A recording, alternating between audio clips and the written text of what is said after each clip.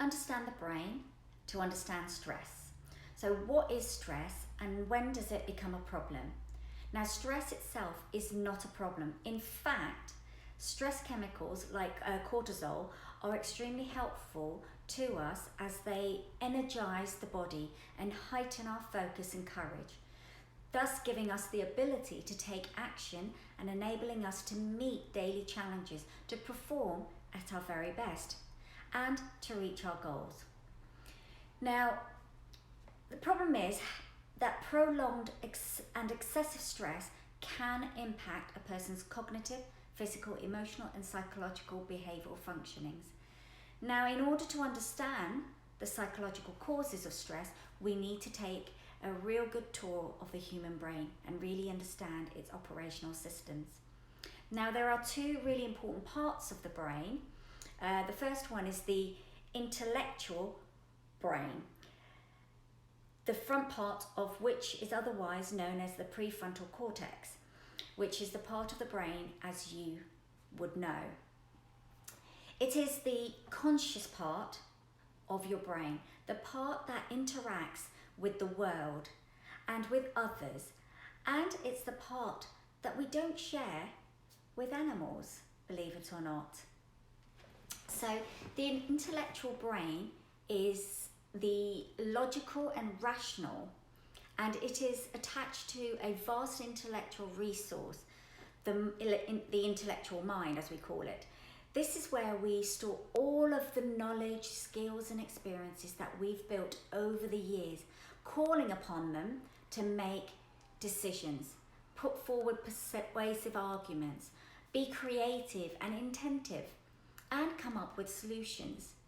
Now, when we operate from this part of the brain, we generally get things right in life because it approaches any situation positively, seeking opportunity and coming up with answers based on a proper assessment of the situation. The primitive brain is the original part, the part that existed way before the intellectual parts of the brain had developed.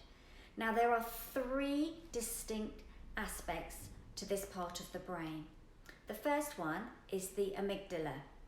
Now, this is the central and the most influential part and is the part that regulates our stress responses, otherwise known as flight or fight. The second is the hippocampus.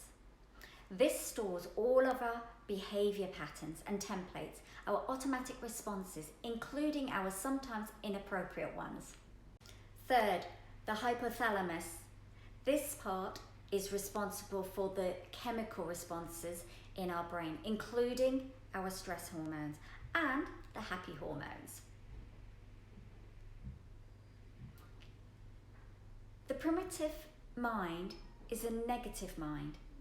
It will always see the things from the worst possible perspective. If you think about it, it has to in order to keep us safe. It's also obsessional, encouraging us to proactively check for danger, and it's vigilant too. So if the perception is that danger is all around us, then there's that red alert. And because the primitive brain is not an intellect and it can't be innovative, it has to refer to previous patterns of behavior to come up with solutions for our current situation, whether these are appropriate or inappropriate. So when our anxiety goes up, and it can be a gradual process, we lose intellectual control and then the primitive mind takes over. And if our primitive mind perceives that for one reason or another, our life is in some sort of danger or crisis, it will step into that. So how do we create this anxiety which causes us to move from the intellectual part of the brain to the primitive part? Now that's the question. Well, quite simply, anxiety is caused by negative thinking. Now, every negative thought that we have is converted into anxiety. It is not the events in our lives that are necessarily causing the perception of crisis. It is our thought patterns surrounding the events in our life. So stress is not the result of our work or our boss or our family or our finances. It is not the result of our journey to work or the health challenges. In fact, any other circumstances we are in. Stress is the result of the thoughts we have. We can create anxiety by simply negatively focusing or forecasting the future.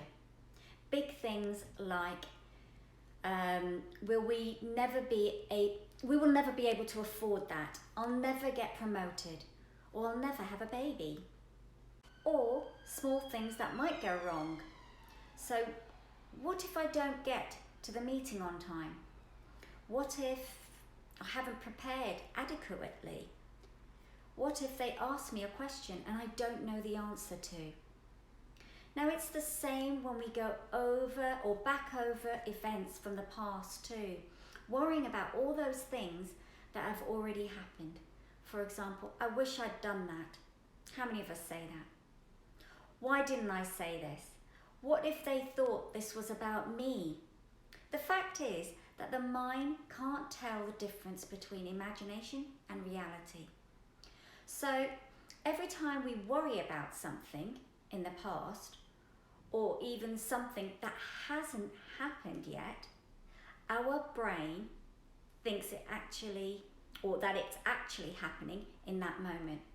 And when the primitive mind perceives that there to be a threat, it will step in to try and help. And that's the way it works. Now, unfortunately, our primitive brain doesn't understand our modern world, and it mistakes the stresses and the strains of everyday life for dangerous situations, and we respond accordingly with worrying and negative thoughts. Now, I hope this video has given you a much better understanding of the parts of the brain that are involved in stress and how it works when we are involved in stress mode. Should you wish to explore more on how I can support you with stress or any other concerns, visit my website at zinatnarani.com and book a call with me and let's have a chat.